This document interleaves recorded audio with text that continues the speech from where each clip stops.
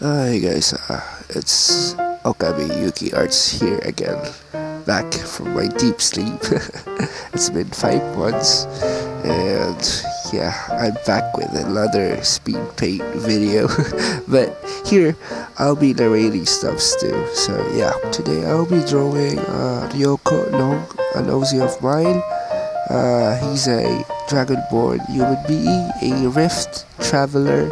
You can see me flashing a picture of Ryoko for references, because obviously, it's for references because I'm just a human being. I don't memorize my OC designs. So, yeah, it's kind of hard.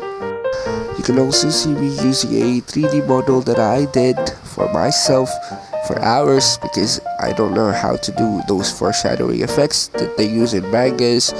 So, of course, I'm an artist. I just need references for everything, before I paint.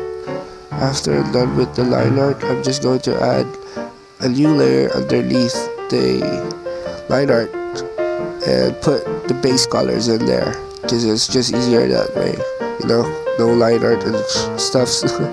After I'm done with my base color layer, I'm just going to combine it with the line art layer. So that will leave me into a one layer, which is the combination of the two layers. The reason behind this is because I'm just going to paint over it afterwards, after the combination of the two layers.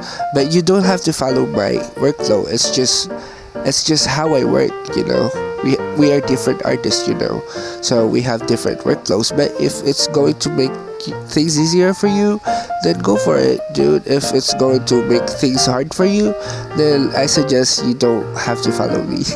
As you can also see, there are parts of the body and the face that are pinkish tones than the other parts of the body. It's because Cynic said that these parts are the bloodier parts of the body. When light reflected or light bounces on that skin, it's going to reflect pinkish color. So yeah, my brain is not working today, but yeah, it's just the bloodier part of the body. As for the shadows and the lightings, I use the multiply layer for the shadows on top of everything, and then color dodge on top of the multiply layer that are on top of everything for the lighting. So it just gives a little dynamic feeling of the lighting. For me, it's just for me, And if you know me, I don't like working hard on things. I just like cutting corners because I'm lazy, I'm just lazy. As for the rules that I follow for the lighting, if you're going to have a warm lighting, you just have to use a cool shadows. If you're going to have a warm shadows, you just have to slap on some cool lightings, like just vice versa.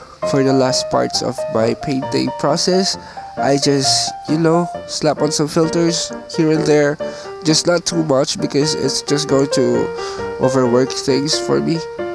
And at this point, you're going to decide if you're going to add texture to it, which I am going to do because that's my style. I add texture to everything. And for that, I use the Painter app, which is free, by the way, on App Store. And I don't know if it's free for Android, but I do it on Painter because it's hard to do textures in IbisPaintX, which is I use for free also because I'm broke, I'm broke. The brush that I use is fill because on my style I add scratchy feelings to it, and it just does that. The fill brush does that, and then afterwards I'm just going to decide if it's going to overwork for me, if I'm just going to add another texture layer, which is the paper layer, your own paper.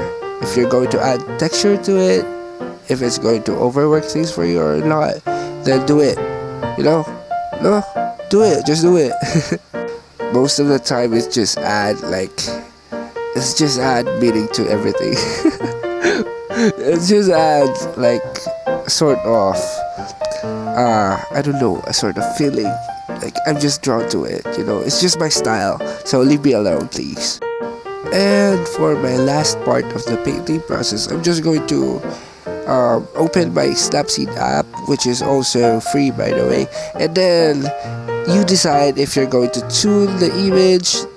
But I come here mostly for the details, you know, just the sharpening, you know, those stuffs, and then let's blur, and then that's it, you know, you're done.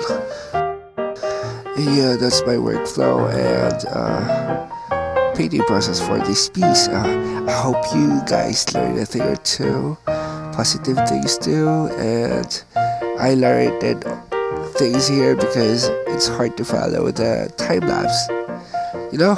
So yeah, just don't be harsh on me, please, because I don't usually teach stuff because I suck at doing so. So yeah, please, thank you. Arigato. And that's it. Thanks for clicking on this video, and yeah, I hope you had a good one.